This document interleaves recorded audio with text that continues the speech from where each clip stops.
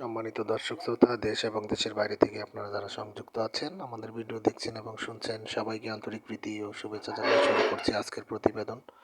তো প্রতিবেদনে অংশ নেওয়া এই সুন্দর আপুটির জীবনের গল্প কথাগুলো আজকে আপনাদের মাঝে তুলে ধরবো। কেন এসেছে প্রতিবেদনে বিস্তারিত আলোচনা থাকছে।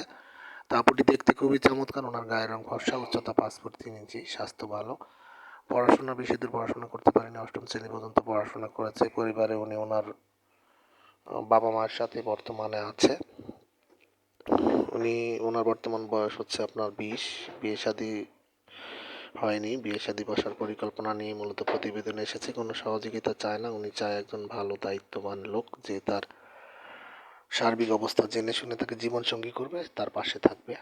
তো ওনার পরিবারের মূল সমস্যা হচ্ছে ওনারা আর্থিকভাবে অতটা সচ্ছল নয়। ওনার বাবা একটা প্রাইভেট কোম্পানিতে ছোটোখাটো পোস্টে চাকরি করছে। উনি বর্তমানে আপনার বাসায় সেলাই মেশিন আছে, ওইখান থেকে যতটুকু পারে ইনকাম করার চেষ্টা করে। আর ওনার পরিবারে ওনার আরেকটা ভাই আছে, ভাইটি স্কুলে পড়াশোনা করে, মা গৃহিণী।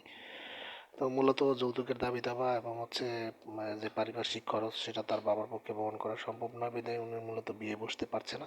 তো উনি চাচ্ছেন নিঃস্বার্থ এবং যৌতুকবিহীন একটা পাত্র। মনের মানুষ, পাত্রের বয়স যেমনই হোক, চেহারা যেমনই হোক, বিবাহিত হলেও সমস্যা নেই, এমন একটা ভালো মনের মানুষের, ফ্রেশ মাইন্ডের একটা মানুষের খোঁজে মূলত প্রতিবেদন এসেছে। পাত্র হয় চাকরি বা ব্যবসা কিছু করে এমন একটা ব্যক্তিত্বের খোঁজে এসেছে, কোনো সহযোগিতা চায় না।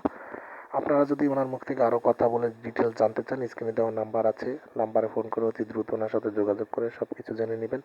আর আমাদের চ্যানেলের পাশে থাকার উদ্দেশ্যে প্রত্যেকটি ভিডিওতে একটি লাইক, কমেন্ট, শেয়ার করবেন। চ্যানেলটিকে সাবস্ক্রাইব করতে ভুলবেন না, পাশে থাকবেন সেই প্রত্যাশা বিদায় নিচ্ছি। ভালো থাকুন, সুস্থ থাকুন, স্বপ্নের ছোঁয়া চ্যানেলের সাথে থাকুন। আসসালামু আলাইকুম।